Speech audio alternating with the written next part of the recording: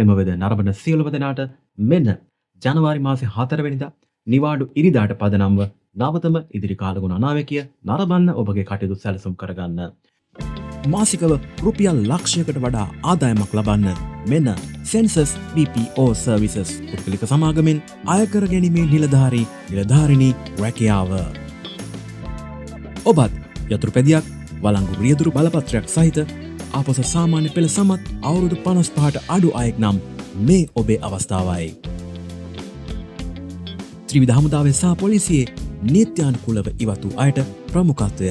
අපගෙන් ඔබට වැටුප, ඉන්ධන දීමනා, කොමිස් මුදල්, රක්ෂණ ආවරණය, යතුරු පැදි දීමනා, දුරකථන දීමනා, සේවක ආර්ථ සාධක අරමුදලේ දායකත්වය දැන්ම අමතන්න 077 69 58 205. සෙන්සස් BPO පුද්ගලික සමාගම නොම්බර 51 A විහාරමාවත පැවිලියාන බොරලැස්ගමුව. අලුයම උදෑසන කාලවල ශ්‍රී ලංකාවේ නැගෙනහිර මුහුදු කලාපයේ ඉතාම තදින් වැසි ඇති වෙනවා. මුහුදු යන්නට සිතන්නවත් එපා.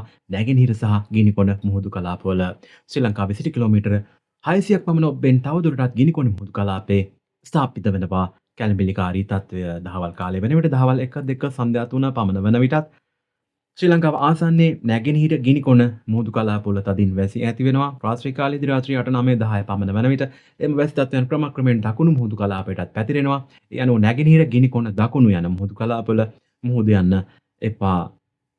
මුහුදු ප්‍රදේශවල උෂ්ණත්වය වන්නේ දහවල් කාලයේදී සාමාන්‍ය අගයක් ලෙසට සෙල්සියස් අංශක 26ක්. මුහුදු ප්‍රදේශවල සුළං වේගය මෙය ඉතාමත් මොහොතින් මතක තබා ගන්න. ශ්‍රී ලංකාවට සියලු මුහුදු කලාපවල පැයට කිලෝමීටර 25 සිට 55 60 දක්වා සුළං ධාරා ඇති වෙනවා. විශේෂයෙන්ම ශ්‍රී ලංකාවේ වයඹ, බස්නාහිර, එසේම දකුණු මුහුදු කලාපවල.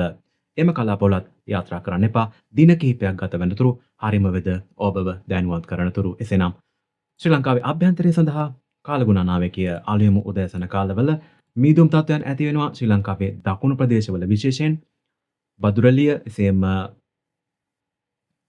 අකුරැස්ස, මාතර, තංගල්ල වැනි ප්‍රදේශවල රියධාවනයේදී වඩා සැලකිල්ලෙන් අවධානයෙන් රියධාවනය කරන්න. ශ්‍රී ලංකාවේ මධ්‍යම කඳුකරයත් ඇතුළත්ව අලුයම උදෑසන කාලවල වැසි තත්ත්වයන් ඇති වෙනවා. ශ්‍රී ලංකාවේ නැගෙනහිර පළාතේ බොහෝ ස්ථානවල මඩකලපුව, අම්පාර සහ ඒ ආශ්‍රිත ප්‍රදේශවල විශේෂ වශයෙන් දහවල් කාලය වෙන විට දහවල් 1-2 සන්ධ්‍යා 3 පමණ වෙන විට වැසි තත්ත්වයන් තරමක් තදින් ඇති වෙනවා. විශේෂයෙන්ම පොළොන්නරුව, මඩකලපුව, අම්පාර, පානම, බදුල්ල, බණ්ඩාරවෙල, මහියංගනය, අරලගංවිල, දෙහිඅත්ත කණ්ඩිය වැනි ප්‍රදේශවලත් දෙනියාය ගාල්ල වැනි ප්‍රදේශවලත් වැසි තත්ත්වයන් ඇති වෙනවා.